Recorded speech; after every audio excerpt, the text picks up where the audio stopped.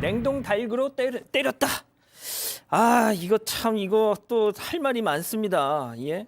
60대 남편이 아내 얼굴을 때렸는데 아무튼 저런 걸로 때렸군요. 네, 2017년에 있었던 일인데요. 이 60대 남성이 아내와 캠핑을 갑니다. 그러다가 냉장고에 있는 냉동닭을 꺼내서 삼계탕을 하려고 씻고 있었더니 왜 나한테 말도 안 하고 허락 없이 씻어라고 하면서 이 냉동닭으로 아내를 때렸습니다. 아니 근데 그 승현님은 삼계탕 직접 해보신 적 있어요? 저는 하지 않고 오늘 이 얘기에서 아까 문자 보냈습니다. 저녁에 삼계탕 먹자고. 아 진짜요? 예, 집사람한테 보냈는데. 아니 뭐 그게 중요한 게 아니고. 예, 그러니까. 아니 근데 냉동 닭을 삼계탕으로 해 먹으려면 불려야죠. 해동을 시켜야 되잖아요. 그러니까요. 그러니까 제가 2017년 이런 논외로 치고 이 남성의 입장이 저는 정말 1부터 100까지 하나도 이해 안 되는 게 부인의 입장에서 남편을 위해서 삼계탕 만들려고 냉동닭을 물에 불렸는 거잖아요. 근데 그게 뭐가 잘못됐는지. 그러면서 이 남성이 이렇게 얘기합니다. 내 마음대로 네가 닭을 그렇게 불리면 안 된다라고 이야기를 하는데 부인이 남편을 위해서 냉동닭을 불리는 걸 과연 남편으로부터 허가를 받고 해야 되는지 그러니까요. 그 상황이 저는 이해가 되지 않고 이 남성 그게 제대로 이렇게 해동되지 않으면 다들 아시잖아요. 그거 벽돌하고 똑같습니다. 사람 맞으면 맞습니다. 그냥 이 휴대폰으로 빵 맞는 거하고 똑같기 때문에 저 아까 백 변호사님하고 그다음에 우리 저 팀장님하고 말씀 나누었는데 이게 그냥 냉동 닭이 아니라 하나의 흉기고 그 흉기도 위험한 물건 그러면 특수로 넘어가야 되지 않느냐라는 이야기까지 나누었습니다. 자 예전에 아침 드라마에서 네. 이 김치로 이렇게 막 맞는 거 있었잖아요. 그렇죠. 아니, 그러니까 일단 그게 뭐 얼마나 아프고 안 아프고를 떠나서 먹거리를 이렇게 폭행을 당한다? 그 수치심이 얼마나 큽니까? 그러니까 옛날에 우리가 드라마에서 보던 장면 중에 좀 종종 사라진 장면이 이렇게 물 확 끼얹는 예. 거. 이것도 폭행죄거든요. 맞습니다. 그리고 김치로 이렇게 때리는 거. 그런 장면들 가끔 뭐 며느리와 뭐 갈등 이런 거 나왔는데 예. 그럴 때 이제 보통 이 드라마에서 뭘 보여주려고 하는 거냐. 최대한 상대방의 수치심을 느끼는 상황이라는 걸 강조하려고 하는 거거든요. 이번 상황도 마찬가지예요. 지금 보시면 그러니까 이게 냉동닭이 얼마나 해동된지 모르겠지만 이게 딱딱한 상태라면 이거는 일단 다칠 수 있는 거고요. 예. 그리고 지금 저 사파처럼 남편을 위해서 삼계탕을 뭐 만들기 위해서 닭을 해동하고 있는데 저 닭을 가지고 아내를 폭행했다고 아내가 느끼는 수치감, 모멸감 같은 건 오죽할까요? 그러니까요. 그러니까 이게 왜 저희가 지금 이 사건 반장에서 이걸 다루고 있냐면 이 아내가 이게 얼마나 모멸감이 들었으면 이걸 가지고 형사고소를 했기 때문이에요. 아, 그렇네요. 그러니까 이게 그냥 아내와 남편 사이 다툼으로 거기서 화해하고 끝날 상황이 아니었기 때문에 이게 결국은 폭행죄라는 건 반의사불벌죄니까요. 그래서 여기까지 오게 된 건데 그러니까 이거는 이런 행동들은 폭행 그 이상 그 상대방에 굉장히 치명적인 모멸감을 주는 그런 행동이라고 봐야 될 것 같습니다. 자, 팀장님. 팀장님은 저런 폭행을 상상이나 하셨습니까?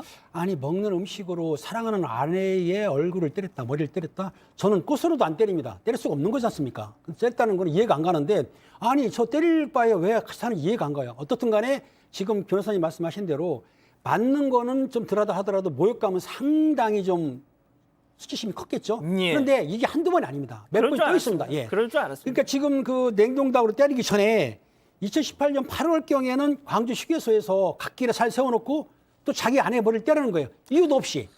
또 세상에, 좀 2018년 9월 달에는 아마 이제 용인시에 살고 있는데 부모님 산소에 안 간다고 한 것 같아요.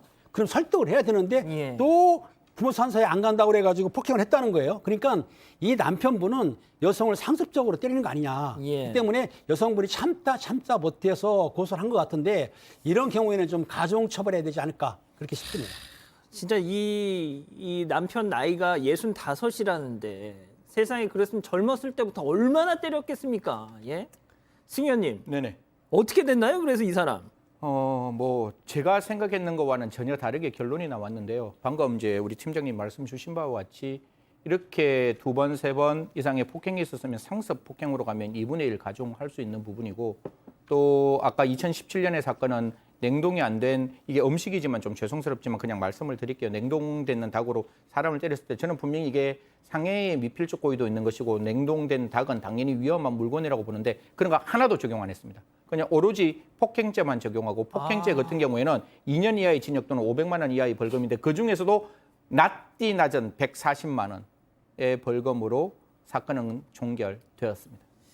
아이, 백 변호사님 이건 좀 아닌 것 같아요. 저도 이거는 형량이 너무 낮은 것 같네요. 그리고 특수폭행 부분이 빠진 거 아까 말한 냉동다. 예. 그다음에 이 정도면 상습성을 충분히 인정할 수 있지 않았을까라는 생각이 드는데 제가 이 벌금 140만 원 선고가 좀 너무 낮다고 생각하는 더 큰 이유는 예. 이 남편은 나 때린 적 없는데 아, 부인했대요? 네, 폭행 사건을 사실 자체를 부인을 했었습니다. 근데 이제 이 아내의 진술의 일관성, 그다음에 또 하나는 이제 이 폭행 사건 있고 나서 이제 뭐 문자나 SNS 통해서 둘이 뭔가 말을 주고받았을 거 아니에요? 예. 그 과정을 보면 충분히 폭행을 했다는 걸 인정할 수 있다. 그래서 일단 유죄 판단을 하면서 저희가 아까 그런 얘기했었죠. 닭으로 만약에 맞았다. 예. 그럼 보통보다 수치심이나 공포심 같은 거 엄청 크단 말이에요. 그럼요. 그리고 고속도로에서 갑자기 차를 갓길에 세우고 거기서 때려요. 그럼 얼마나 무서울까요? 당연하죠. 이제 그런 정황을 다 종합해서 법원이 판단을 했는데 결론이 벌금 140만 원이다. 저는 저 아내가 그 오죽했으면 이 남편을 고소했을까 제가 그런 얘기 해드렸잖아요. 이 아내 입장으로 생각을 해보면 고소한 게 의미가 있었던 결과일까요? 그런 그러니까. 생각마저 좀 듭니다. 아니 모르겠습니다. 이게 진짜 승현님 너무 적어요 저는. 이거는 더 무서운 게 저희들이 이제 가정폭력 사건 많이 뭐 팀장님도 보시는데 저희들도 가정폭력 사건 매년 뭐 이렇게 판결문 보면 나오는데 저 140만 원 누가 냈을 것 같으세요, 시청자 여러분? 남편이 부인한테 네 때문에 내가 140만 원 벌금형 나왔다라고 이야기하지 않았을까? 제 추측입니다. 제 추측인데 보통 가정폭력 사건에서 벌금 나오면 부인들이 내는 경우가 많아요.